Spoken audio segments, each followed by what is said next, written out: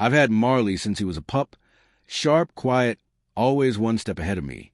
He wasn't just a dog. He was like a built-in radar for anything even slightly out of the ordinary. So when he started acting strange last week, I paid attention. At first, it was subtle. He avoided certain sidewalks, stared at streetlights that weren't flickering, and barked at my phone when it buzzed with unknown calls. I chalked it up to age or boredom, until the day he refused to go near the basement. That same night, I noticed something odd on my router. The signal had spiked at 2:03 a.m., then dropped to 0, just for a minute. No explanation. No outage report. Marley stood by the door the entire time, tail low, ears up. The next day, he wouldn't stop pacing. He dragged me across the street mid-walk, away from a construction site I passed every day on the way to work. He growled at a utility box. That afternoon, I learned to trust him completely, because at 4:45 p.m. the explosion hit, and we were already blocks away, thanks to Marley. If you asked me what the first real sign was, I'd probably say Tuesday morning. That's when Marley refused to go near the park. Normally, that stretch of green behind the coffee shop was his favorite part of our daily route. But that morning, he stopped at the corner and sat down, just sat, refusing to budge. His eyes were locked on something past the trees, and no amount of leash tugging or treat bribing got him to move. "Come on, buddy," I muttered, checking my watch. I was already running late. Marley stood up, turned around, and started walking back toward home, just like that, like he was walking me. It was weird, but not unexplainable. Maybe a coyote had passed through overnight. Maybe someone was spraying chemicals. But over the next few days, the little things started stacking up. He wouldn't eat unless his bowl was in the far corner of the kitchen, away from a window. He'd bark at my tablet whenever I opened a certain news app. And every night, at exactly 9:17 p.m., he'd stand at the front door and just listen, not bark, not whine, just listen. I told myself he was just being quirky. I even joked with my sister about it. "I think Marley's turning into a conspiracy theorist." I texted. She replied with a laughing emoji and something about how I'd been watching too many documentaries lately. Then Friday rolled around. The internet cut out for 3 hours in the middle of the day. Phones dropped to 0 signal. I couldn't even get a GPS lock. Marley sat by the back door the entire time, ears perked. When the signal came back, he finally relaxed. But that night, when I was clearing out some old boxes to make room in the basement, Marley did something he'd never done before. He barked at me, directly at me, loud and sharp, like he was trying to stop me from going down the stairs. I paused. "It's just boxes, pal," I said softly, scratching behind his ear. He barked again, blocking the stairwell. That's when I heard the soft hum. Faint, mechanical, almost like a power transformer or hard drive whirring. But deeper. It was coming from below. I backed away. Marley finally stopped barking. Maybe I should have gone down then. But I didn't. I closed the door, gave Marley a treat, and went to bed with a strange feeling buzzing in my chest. Whatever was going on, I was starting to trust that Marley sensed it long before I did. Saturday started like any other day. Coffee, breakfast, a quick scroll through news. Marley was calm but alert. He stayed close to the windows, eyes scanning every passing car, every person walking their dog. He wasn't pacing like before, but something in his posture said, "Be ready." I had errands to run, but something about his stare made me hesitate. Still, I figured a quick trip downtown wouldn't hurt. I clipped on his leash and we headed out, keeping to our usual route through the side streets. That's when Marley pulled hard to the left, away from the industrial zone. The factories in that area had been mostly shut down for months. Just a couple warehouses and a small, private lab that I'd never paid much attention to. It was fenced off and quiet. But Marley wasn't having it. He stopped in the middle of the sidewalk, turned, and tugged again, harder this time. All right, I sighed, giving in. "We'll take the long way." We cut through a back lot and ended up on a hill that overlooked the southern edge of town. That's when I saw it, black SUVs, unmarked vans, and what looked like private contractors entering the old lab site. Marley stood perfectly still, Seconds later, I felt it. A subtle shift in the air, like the static before a thunderstorm, but there wasn't a cloud in the sky. And then, without warning, boom, the ground shook. A low, pulsing shockwave rolled up to my shoes and into my chest. Marley barked once, sharp and fast, then lunged behind a concrete barrier, pulling me with him. I didn't argue. Smoke rose from the warehouse district. Black, dense, the kind that doesn't come from a gas leak or a small fire. I ducked with Marley behind the barrier and called 911, but the line didn't connect. I checked my signal. No service. Around us, car alarms began to wail. Distant sirens joined in a second later.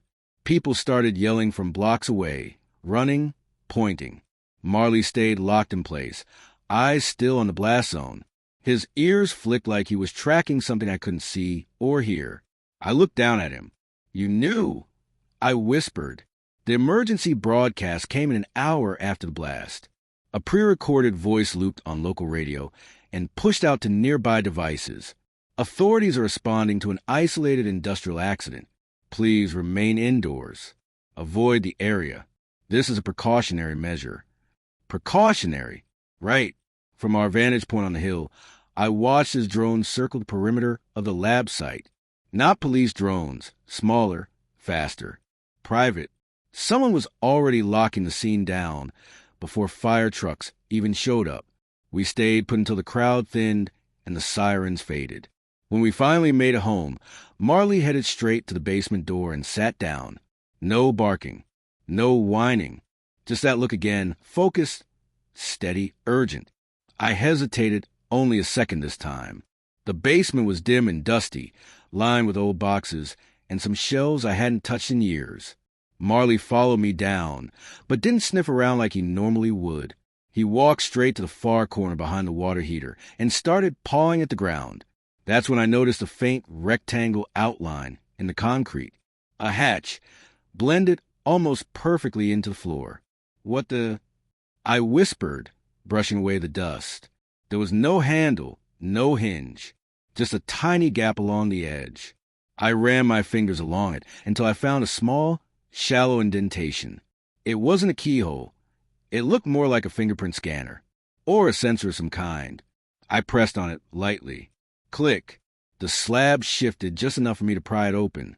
Inside, embedded in a foam casing, was a metal case the size of a shoebox. No markings, just a USB-C port on one side and a thin black strip that pulsed with a soft blue glow. I carried it upstairs and set it on the kitchen table, my mind racing. Why was this under my house? I didn't recognize the tech. It wasn't some DIY home security system or leftover gadget from a previous tenant. I'd lived here for 6 years, and Marley had never cared about the basement until this week. I plugged into my laptop with a USB-C adapter. The screen flickered once. Then a prompt appeared. Access requires secure network. Signal will auto-initiate at 9:17 p.m. My stomach dropped. That was the exact time Marley had been standing by the front door all week. I looked over at him. He was sitting calmly now, watching me, waiting. He knew this was coming. I didn't sleep that night. I kept checking the time, 9:01, 9:10, 9:16. I sat in front of the laptop. The device still plugged in, that same prompt glowing on the screen, like it was counting down to something. Signal will auto-initiate at 9:17 p.m. Marley sat by the door again, just like before, as if he'd been trained for this moment. I almost laughed at how surreal it felt. Me, sitting in a hoodie with a glowing black box on my kitchen table, my dog acting like a silent operative. Then the clock flipped to 9:17. Nothing happened for a few seconds. No sounds. No alerts. But then the device blinked once, blue light pulsing faster now, and my laptop screen shifted. A file tree appeared, simple and sterile. /signal logs, /surveillance cache, /project echelon, readme.txt. I opened the readme first. If you're seeing this, the signal has already hit. This system was designed to monitor and track unauthorized transmissions from experimental tech sources. Our team planted sensor nodes across the region. One was hidden here. under your home because your location was deemed statistically clean. Do not contact authorities. Trust only what you can verify. Track the signal before it tracks you. The tone wasn't dramatic. It was clinical, like someone writing from inside a lab. I clicked on the /signal logs folder. There were data entries going back months. Most were routine, small signal spikes, harmless interference. But in the last 72 hours, the logs spiked in volume. Multiple pings from the warehouse district, exactly where the explosion happened. Each entry was tagged with terms I didn't understand. Burst node triggered. E-level anomaly. Latency breach. Local net override detected. I clicked on /surveillance cache and found short video clips, surveillance footage, probably from hidden cameras around the area. I recognized my neighborhood. The timestamps matched the times Marley had acted up. One clip showed a van pulling into the warehouse lot 3 nights ago. 2 men got out, one carrying a box similar to the one in my kitchen. They moved like they weren't supposed to be there. No uniforms, no company logos. And then I found it, a still frame, zoomed in on one of the men's faces. My heart dropped. I knew him. He used to work at the tech firm that used to lease part of the warehouse district. He was a family friend, retired early, went off the grid. The last time I saw him, he told me to keep an eye on things. That Marley had a good sense about people. It wasn't just the explosion. This went deeper. Something to do with unauthorized experiments, hidden devices, and frequencies that were never meant to go public. And I had the proof sitting in front of me. I looked down at Marley. He didn't move, just stared at the screen with that same steady look he'd had for days. The following morning, the town looked like it had been hit by a natural disaster. Emergency crews had flooded in, blocking off roads, setting up barricades and pushing civilians back. They called it a gas leak in the public statements, but I wasn't buying it. By noon, the news was reporting that the explosion was contained, though no one seemed to know what had really happened. It wasn't just the size of the blast. It was the way it had come out of nowhere. No warning, no alarms, just a quiet hum, and then, boom. Marley and I stayed inside, watching from the windows as more unmarked vehicles arrived. I caught a glimpse of the same black SUVs from yesterday, the ones I'd seen at the warehouse. By 1 p.m., loudspeakers echoed down the streets, blaring evacuation orders. Attention all residents. Due to unforeseen circumstances, all non-essential personnel are to evacuate the area immediately. Please follow the designated routes to the evacuation center. Do not attempt to enter the affected zone. The message repeated itself several times. A few neighbors began to leave, some reluctantly, others without a second thought. But there was a tension in the air, like everyone knew something was wrong, but no one could pinpoint what. I stood frozen at the window, looking at Marley. His eyes were locked on the street below, the faintest growl rumbling in his chest. Something wasn't right. They were hiding something. I grabbed my jacket and headed for front door, Marley by my side. But as I stepped out, I saw a man in a suit standing across the street. He was looking directly at me, as if he knew I was about to move. His eyes flicked down to Marley, and for a brief moment, I thought I saw recognition in them. Before I could say anything, he turned and walked quickly down the sidewalk, disappearing into an alley. I hesitated. My heart pounded in my chest. The last time I'd seen someone act like that, I'd been much younger, and it had always been when someone was going down in the background. Marley whined once, pulling at the leash, but I held him back. We couldn't stay here. There were too many eyes now, and whatever was going on, I wasn't the only one looking for answers. I checked my phone. Still no service. But I knew where I needed to go, the old lab. The warehouse district was sealed off. I wasn't about to sit around and wait for someone to tell me what was going on. I had to find out myself. Marley had led me this far, and I trusted that he'd keep guiding me to the truth. We'd move fast. I couldn't afford to get caught. The drive to the old lab was tense. The streets were eerily quiet, most of the residents already evacuated, while military trucks and black SUVs flooded the area. Marley sat in the passenger seat, alert as ever, watching every corner and every car that passed us. We both knew we were getting close. As I approached the outskirts of town, the familiar shape of the old tech firm's building came into view. It had been abandoned for years. Well, mostly. There had always been rumors about the research that went on there, about some of the projects that never saw the light of day, but I had never really looked into it. It was a tech company that folded up and disappeared, leaving only empty offices and cracked concrete. Pulling up to the front gate, I saw that it was locked tight, the usual no trespassing signs now accompanied by freshly printed evacuation notice ones. But that didn't stop me.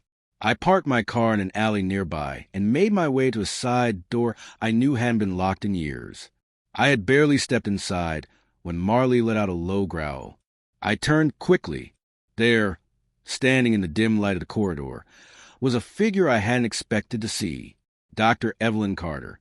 She was tall, her silver hair tied back in a bun, and her glasses perched on the bridge of her nose. She looked older now, tired, but the sharpness in her eyes was still there, the same as when I'd seen her at company events years ago. She used to be the lead scientist at the firm, working on projects that no one really talked about. Evelyn. I asked, my voice low. She held up a hand, signaling for me to keep quiet. We don't have much time, she whispered, glancing toward the front of the building. They're going to seal this place off soon, and you'll be stuck here if you're not careful. You need to leave. I'm not leaving until I understand what's going on, I said, my heart racing. The explosion, the data, Marley, none of this makes sense. Why are they shutting everything down so fast? Dr. Carter's gaze softened. Because they're covering their tracks. They're hiding the evidence, and it's worse than you think. I took a cautious step forward, and Marley followed at my heels, his ears pressed against the skull. Evelyn glanced down at him, her lips curving into a faint, almost imperceptible smile. Smart dog, she said. He's been keeping an eye on things, hasn't he? I nodded. He's been reacting to something in the signals. Dr. Carter's face grew serious. I worked on something here. Something we thought was going to revolutionize communication. But the technology we were researching, it didn't just send signals. It could manipulate them. Manipulate? I repeated, confused. She led me down a narrow hallway and stopped at a door labeled Archive. She punched in a code, and the door clicked open. Inside was a small room filled with filing cabinets and old equipment, most of it dusty and unused. But in the corner, there was a small terminal that looked operational. She gestured for me to sit. The project we worked on was called Echelon. It was supposed to be a system that could communicate over vast distances without the need for traditional infrastructure. No satellites, no cables. It used a combination of electromagnetic frequencies and a proprietary algorithm to send data over any medium. But what we didn't anticipate was the effect it would have on the surrounding environment. I sat down at the terminal, still processing what she was saying. What kind of effect? The signals began interfering with things, she continued, her voice low. People started noticing strange behavior in the devices around them, glitches, odd patterns. Even animals reacted differently. We thought it was a fluke, but as the signal grew stronger, it started affecting people, manipulating their perceptions of reality. My stomach churned. Are you saying that's what's happening now? Yes, she replied, her eyes darkening. That explosion, it was a containment breach. The signal was meant to be a prototype, but once it got loose, the feedback loop triggered the explosion. They knew it was coming, but they weren't prepared for how widespread it would be. She paused, turning to the terminal. She typed quickly, pulling up a series of encrypted files. I've been trying to track down the remaining nodes, she said. There's one still active nearby, buried under layers of misdirection. If we don't stop it, it will destabilize everything, communications, electronics, even people. The signal will become too powerful to control. I glanced at Marley, who was standing still beside me, his eyes flicking back and forth, sensing the shift in the air. So what do? I asked, my voice tense. How do we stop it? Dr. Carter pulled up a map on the screen. There's a backup facility north of here, a hidden lab. That's where they're running the second phase of the project. If you can get there before they activate it, you might have a chance to shut it down. I looked at Marley. He barked softly, as if in agreement. I think we're already on our way. By the time Dr. Carter finished explaining, the sense of urgency was clear. We had to move. The backup facility wasn't far, but the closer we got, the more the chances of getting caught increased. We weren't just dealing with a runaway experiment anymore. We were up against people who could cover their tracks, erase their data, and, worse, take us out if they thought we knew too much. I pocketed the encrypted flash drive that Dr. Carter had given me. It held the blueprints for the backup lab, and it might be our only ticket to getting inside. Marley's ears were still perked, his senses on full alert, like he knew we were entering a new phase of this insane game. The sun was setting as we slipped out of the tech facility. The streets were quieter now. A few cars still parked along the curb, but the crowds had thinned. Most people had already evacuated, and those who hadn't either didn't know what was going on or didn't want to. We drove north, taking back roads, weaving through dense forests and empty stretches of highway. No one would be able to track us unless they knew exactly where we were headed, and I wasn't about to make it easy for anyone to find us. Marley sat on the passenger seat, eyes constantly scanning the horizon, his ears twitching at every sound. He wasn't just along for the ride. He was still on high alert, his instincts guiding us. After about an hour, I pulled off the road and into a small, abandoned gas station. It looked like it hadn't been touched in years. Perfect for laying low. I needed to get some supplies and recalibrate. The map on my phone was still working, but barely. It flickered in and out.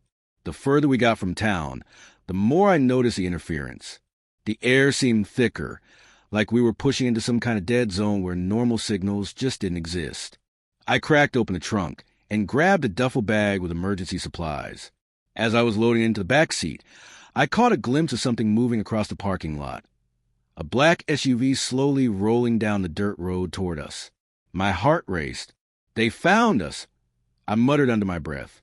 Marley's hackles rose, his low growl vibrating through the car. I ducked back inside the car, throwing the gear into the back seat, and hit the gas. No time to wait. No time to plan. We needed to move now. We shot down the winding road.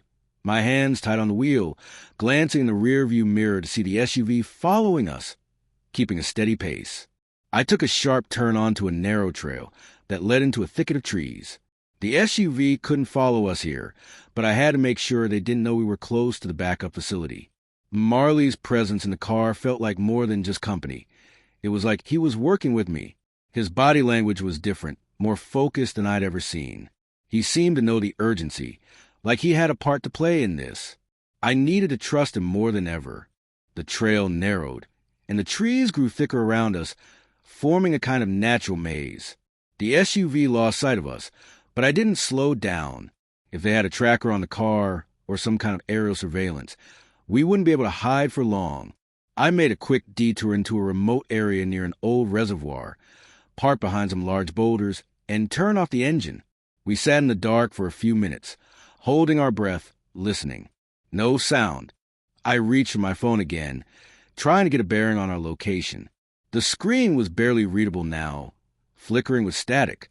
Whatever they'd done to the signal, it was worse than I thought. I glanced at Marley. He was staring out the window, eyes fixed on something in the distance. His head tilted slightly, like he was listening to something that I couldn't hear.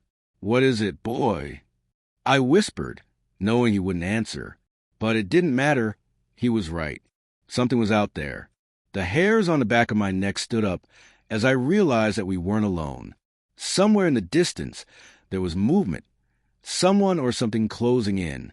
"I don't know how long we can stay here," I said to Marley.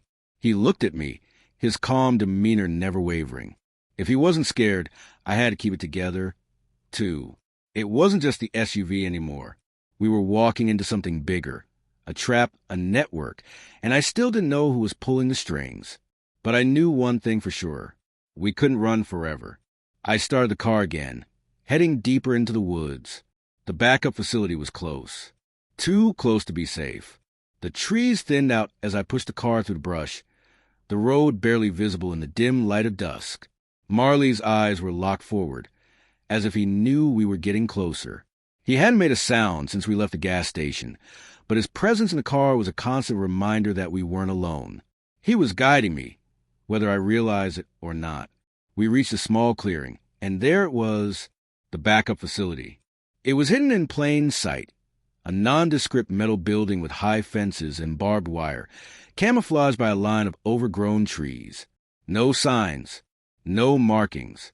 If you didn't know what you were looking for, you'd think it was just another abandoned storage unit. I parked the car behind a thicket of bushes, the low rumble of the engine cutting off as I turned it off. The faint hum of the facility's electric gates was the only sound I could hear. But even that felt ominous, like the building itself was aware of our presence. "Stay close, boy," I murmured to Marley as I opened the door. He slid out without hesitation, staying close to my side. We crept toward the perimeter, keeping low, moving fast. I checked the GPS again. We were right on target. The back entrance of the facility was unguarded. At least, it appeared that way. There were cameras near the front, but none in the back, and that gave us the opening we needed. I glanced at Marley. He was watching me, his attention sharp. He knew exactly what was happening. I moved to the door and found the lock wasn't secure as it should have been. Maybe the security was more focused on the front. I pulled a small tool from my bag and clicked it into place, releasing the latch. The door creaked open and we slipped inside. The facility smelled of dust and stale air. The low hum of machinery echoed off the cold concrete walls. Marley's ears were up, alert, and I could feel the hairs on the back of my neck stand up. Something wasn't right. We moved through the halls, keeping to the shadows, our footsteps muffled by the thick carpet lining the floor. There were no voices, no signs of life. It was almost as if the place had been abandoned, except for the blinking red lights and the faint hiss of air vents. I checked the map on my phone, tried to get a sense of the layout. The backup lab was supposed to be deep inside the facility, underground, but as I walked past several rooms, I began to notice something strange. Each door I passed was sealed shut, some with warning signs, others with strange symbols I didn't recognize. I stopped in front of one door. It was labeled Restricted Area, No Access. A small scanner was embedded into the wall beside it. I stepped closer, my hand hovering over it. It was a security clearance scanner, and the door wasn't going to open without the right clearance. But that didn't stop me. I pulled the flash drive from my pocket, the one Dr. Carter had given me, and plugged it into the nearby port. For a moment, nothing happened. Then the scanner blinked green, and the door clicked open. "Nice," I whispered to Marley, who gave me a look that seemed to say, "Don't get cocky."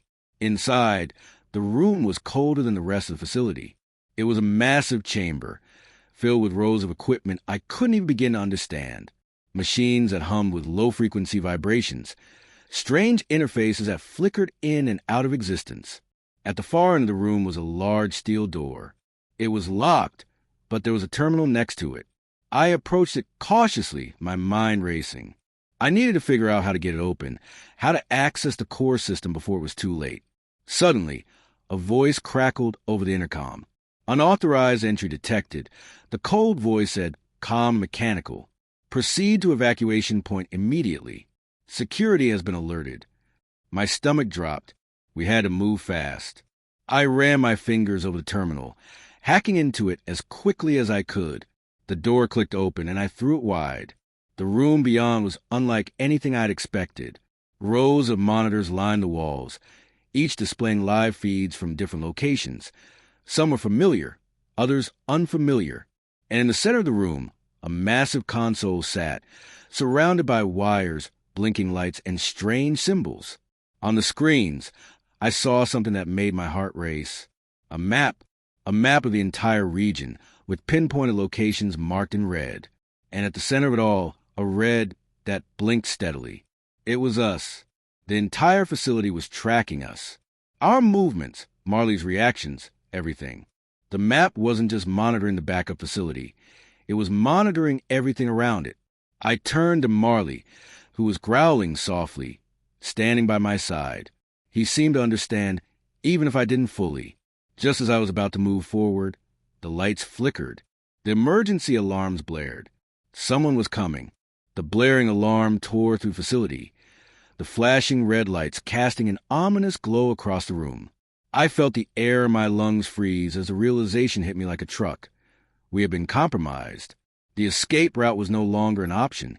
It was a trap, and they were already closing in.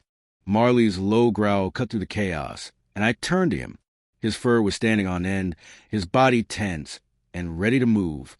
"Come on, buddy," I muttered, my voice tight. "We need to go." I grabbed the flash drive from the terminal and stuffed it into my pocket, heart racing.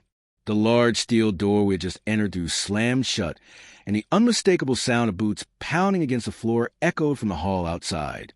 I turned to Marley, who was already darting toward the far corner of the room, sniffing at the air. Without a word, I followed, adrenaline coursing through my veins. We moved quickly, ducking into a narrow corridor, trying to stay out of sight. The hallway was eerily quiet now, save for the distant sounds of footsteps echoing closer. Whoever was chasing us knew exactly where we were.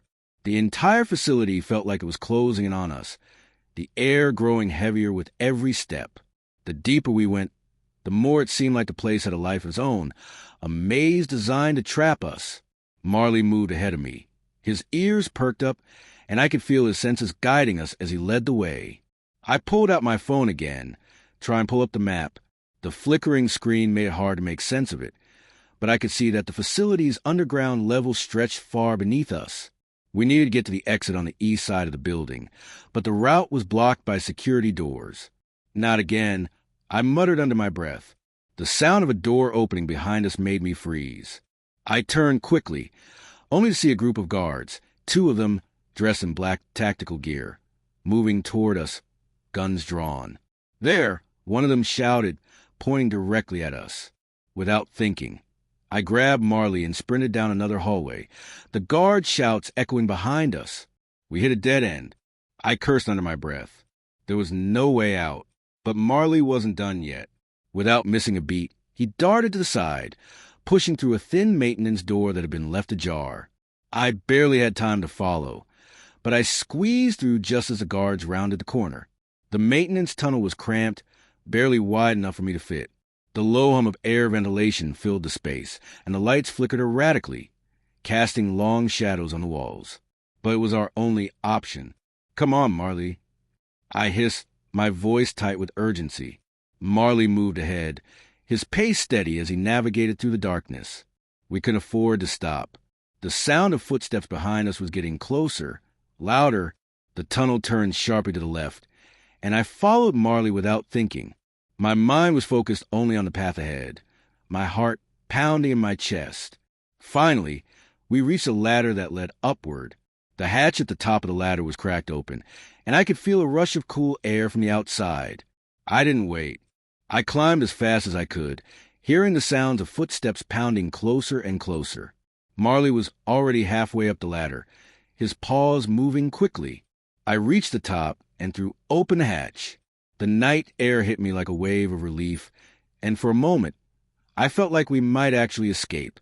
But just as I started to pull Marley out, a sharp shout came from below. "Stop them." I didn't look back. I just pulled Marley out of the hatch and slammed it shut behind us.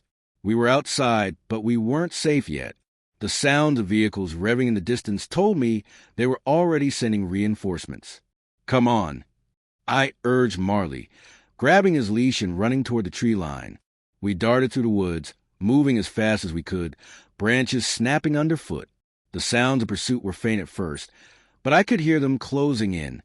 The lights from the facility were distant now, but the floodlights around the perimeter would be on us soon if we didn't keep moving.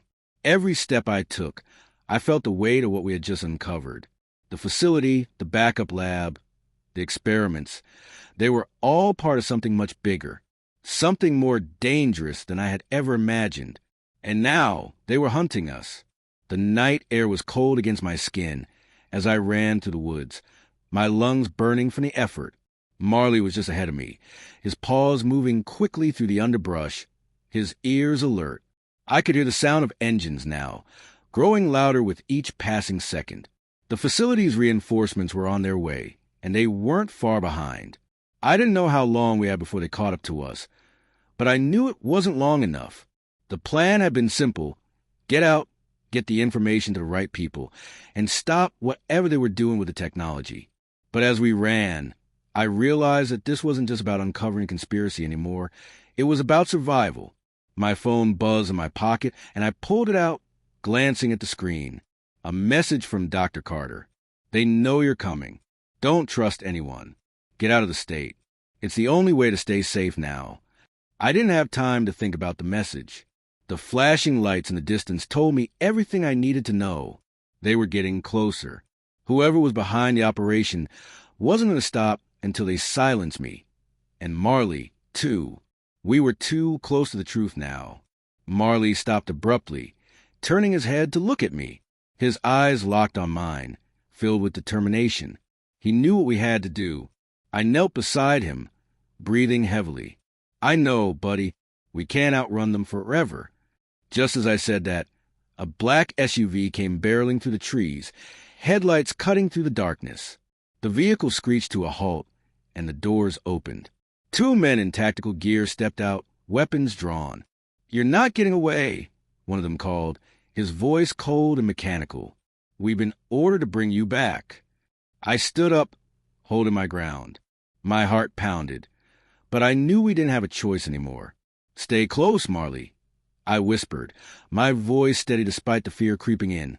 The men slowly approached, their guns aimed at us, but Marley wasn't having it. He let out a sharp, growling bark and lunged forward, catching one of the men off guard.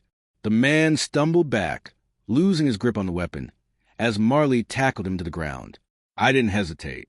I sprinted forward, using distraction to grab the other man's weapon and knock it from his hands. The second guard reached for a radio, but before he could make a sound, I tackled him, forcing him to the ground. "Get out of here!" I shouted at Marley, pushing him forward. Marley darted ahead, and I followed, my heart racing. We didn't stop running until we reached a small ridge overlooking the woods. We had gained some distance, but the SUV was still in pursuit, and they weren't going to stop now. I turned to face the guards, knowing we had one last chance. The reinforcements would be here soon, and the backup lab was just a few miles away. "We're not going down without a fight," I muttered under my breath. Suddenly, the sound of helicopters filled the air. Spotlights from above pierced through the trees, locking onto our position. They had air support. I reached for my bag and pulled out the flash drive. It was now or never. I had to upload the data, get it to the right people, get the world to know what had happened. I turned to Marley. He was still panting, his eyes darting around the clearing. He knew we were running out of time. "Stay close, boy," I said softly. "This isn't over." The helicopter spotlight shifted, and I knew we had seconds before they moved in. I quickly inserted the flash drive into my phone, accessing the encrypted files. The screen flickered, but it was enough. I hit send. Before I could look up, the men in the SUV were back on us. But this time, I didn't run. I stood my ground, my heart heavy with the weight of everything I had uncovered. "We'll stop you," the man said, his voice filled with cold authority. "No," I said firmly. "You won't." Just as they lunged, the sound of sirens filled the air. Backup, and not from the facility. A group of federal agents that had been tipped off by the data I sent, emerged from the shadows, weapons drawn. The men in the SUV froze, realizing they were no longer in control. It was over. The truth had come to light, and everything changed. The backup lab was shut down. The data I sent out exposed the truth to the world. What had started as a dangerous experiment, one that manipulated signals and affected human behavior, was more than just a failed project. It was a covert operation that had been months in the making. The people behind it, those who thought they could control the future, were now being brought to justice. And Marley, my loyal companion, was there with me every step of the way.